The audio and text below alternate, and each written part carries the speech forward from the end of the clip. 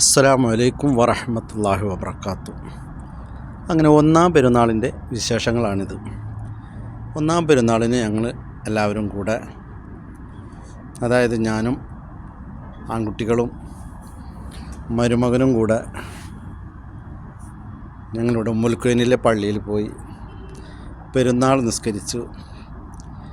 എല്ലാവർക്കും ഈദ് മുബാറക്കൊക്കെ പറഞ്ഞു സന്തോഷത്തോടും സമാധാനത്തോടും കൂടി അവിടെ നിന്നും തിരിച്ചു പോന്നു. എന്തായാലും അൽഹംദുലില്ലാഹ് പ്രാവശ്യത്തെ പെരുന്നാൾ നിസ്കാരത്തിന് ആദ്യത്തെ സഫിൽ തന്നെ ഇരിക്കാൻ കഴിഞ്ഞു. അതുപോലെ തന്നെ സുന്നത്ത് നിസ്കരിക്കാനുള്ള സമയമൊക്കെ തന്നെ കിട്ടി. സുബഹിക്ക് തന്നെ എഴുന്നേറ്റ് സുബഹി നിസ്കാരം കഴിഞ്ഞു. അതേപോലെ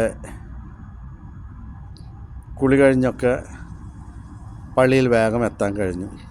അതിനുശേഷം ഞങ്ങൾ വീട്ടിൽ വന്ന എല്ലാവരും കൂടെ കുറിഞ്ഞിയിൽ പോയി.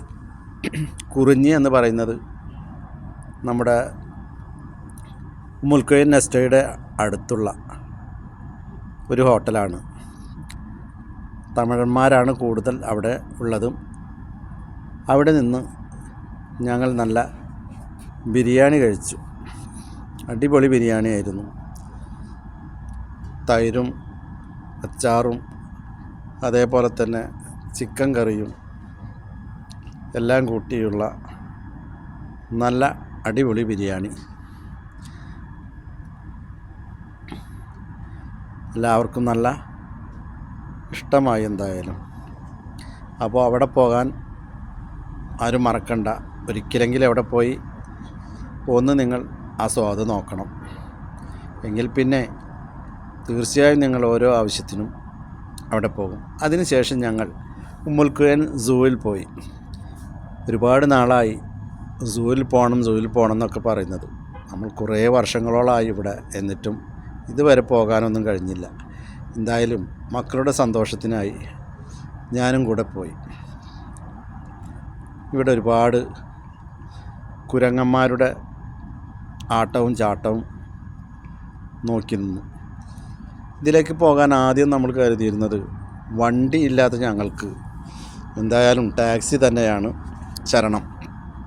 അതുകൊണ്ട് തന്നെ ഒരു പാകിസ്ഥാനിയോട് ചോദിച്ചു, ഞങ്ങളെ അവിടെ കൊണ്ടുവിട്ട് ഇങ്ങോട്ട് തിരിച്ചു കൊണ്ടുവരാൻ എത്ര രൂപയാവും എന്ന് ചോദിച്ചു. ഒരാൾ 80 പറഞ്ഞു, ഒരാൾ 100 പറഞ്ഞു. തിരിച്ചു വരാൻ വേറെ 80 പറഞ്ഞു. ഒരു പാകിസ്ഥാനി പറഞ്ഞു, കൊണ്ടുപോയി അവിടെ നിങ്ങളെ വിട്ടു തരാം. അതിനുശേഷം നിങ്ങൾക്ക് വരേണ്ട സമയത്ത് നിങ്ങൾ ഫോൺ ചെയ്താൽ മതി. നിങ്ങൾ എത്ര സമയം കഴിഞ്ഞായാലും കുഴപ്പമില്ല, ഞാൻ വണ്ടിയായി വരുമെന്ന്. അതിനനുസരിച്ച് ഞങ്ങൾ ആ പാകിസ്ഥാനിയുടെ നമ്പർ വാങ്ങി.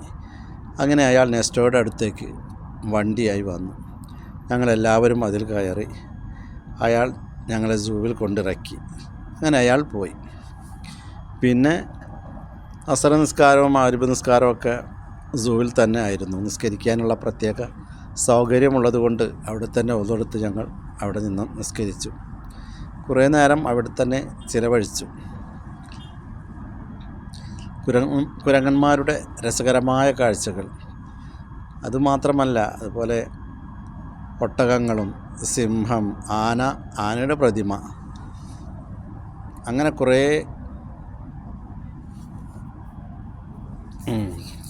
കണ്ടു. അതിനുശേഷം ഞങ്ങൾ മറ്റു മൃഗങ്ങളുടെ അടുത്തേക്കൊക്കെ പോയി. ഇവിടെ ഈ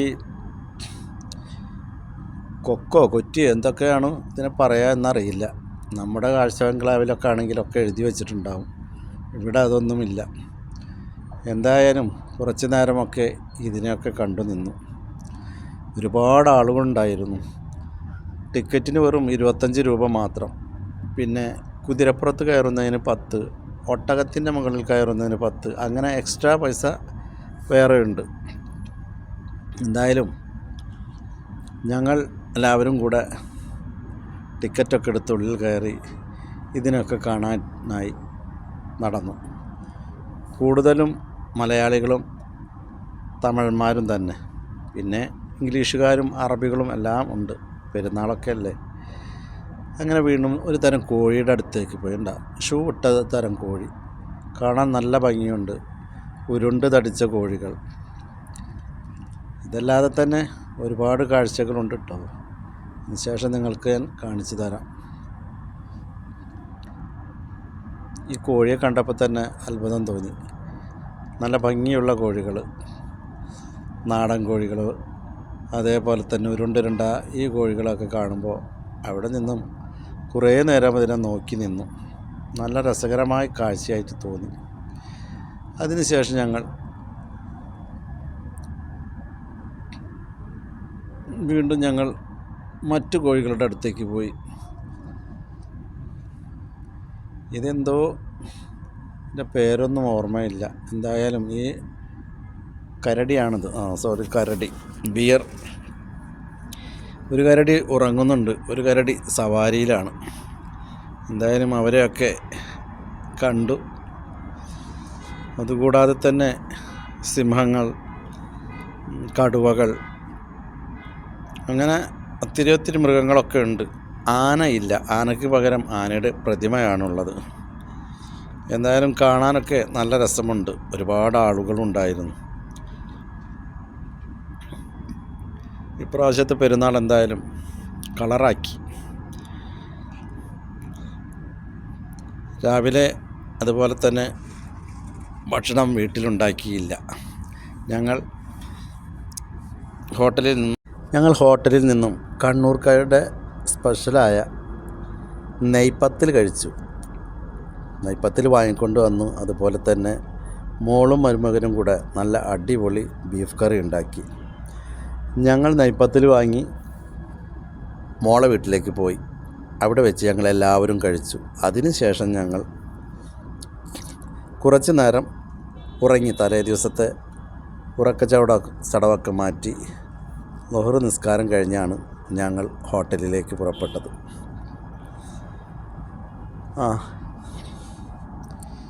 ഈ കാഴ്ചകളൊക്കെ കാണാൻ തന്നെ ഒരുപാട് ആളുകളുണ്ട്.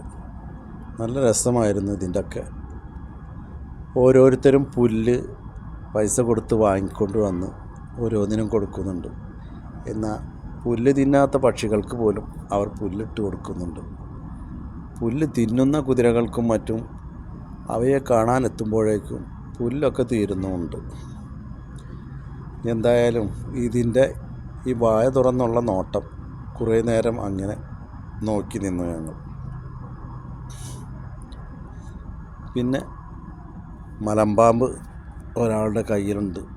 അതിങ്ങനെ ഓരോരുത്തരും പോയി തൊട്ട് നോക്കുന്നുണ്ട്. കഴുത്തിലിടണമെങ്കിൽ പൈസ കൊടുക്കണം, ഫോട്ടോ എടുക്കണമെങ്കിൽ പൈസ കൊടുക്കണം. അതുകൊണ്ട് തന്നെ ഫോട്ടോ എടുക്കാനോ കഴുത്തിലിടാനോ ആരും ശ്രമിക്കുന്നില്ല. എല്ലാവരും ഒന്ന് പോയി തൊട്ട് നോക്കുന്നുണ്ട്. തൊട്ട് നോക്കി നരച്ചക്കടം പോലെ അവരെല്ലാവരും തിരിച്ചു പോകും.